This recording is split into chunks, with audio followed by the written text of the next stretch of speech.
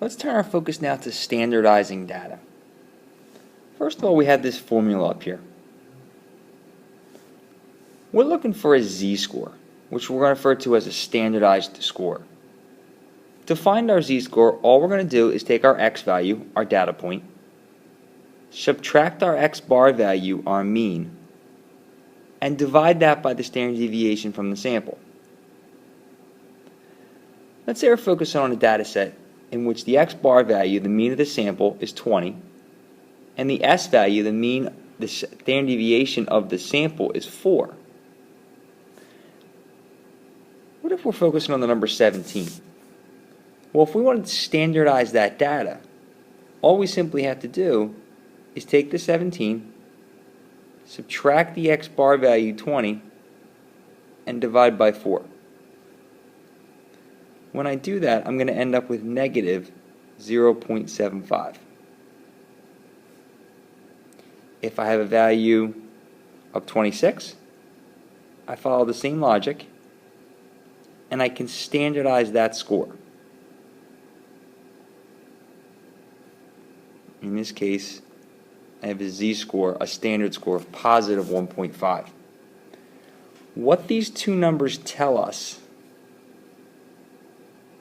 is the number of deviations away from the mean that data point falls. Obviously, a negative z-score would indicate something that is below the mean, for example 17, and a positive z-score would represent a data that is above the mean, for example 26. If your x value and your x bar value are the exact same, you'll get a z-score of 0, which means it's not any different than the mean. In a little bit, we'll talk about how we can use these numbers to take data sets that are not on the same level and compare them to one another.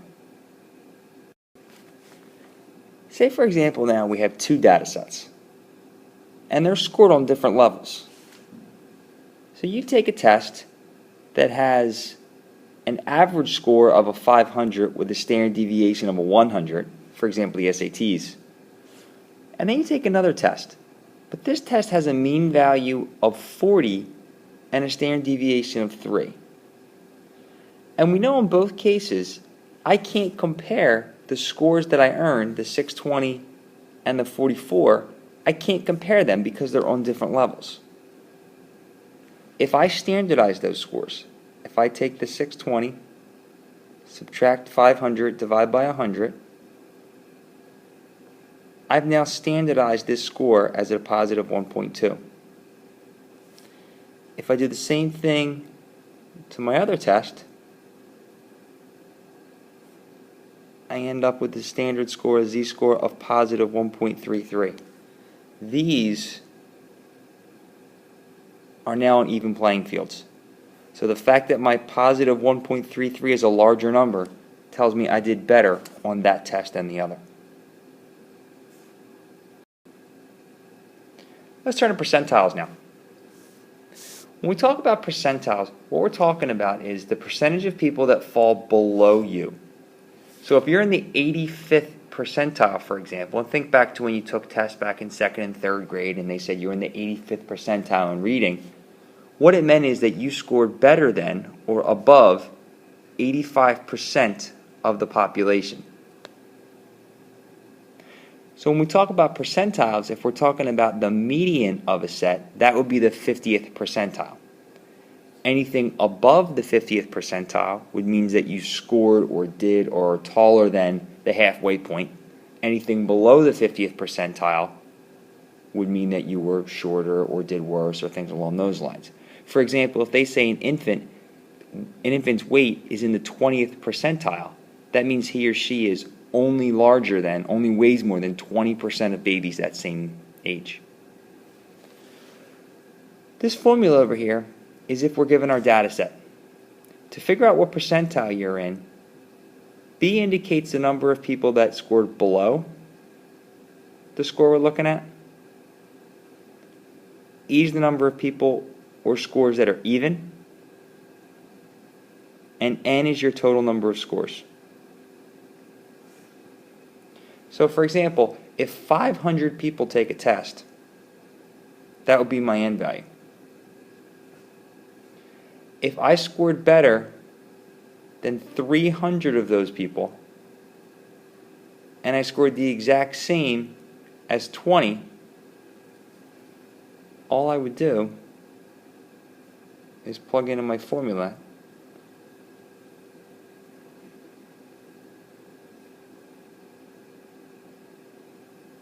and realize that this puts me at 0.62. So I'm in the 62nd percentile, meaning I did better than 62% of the population.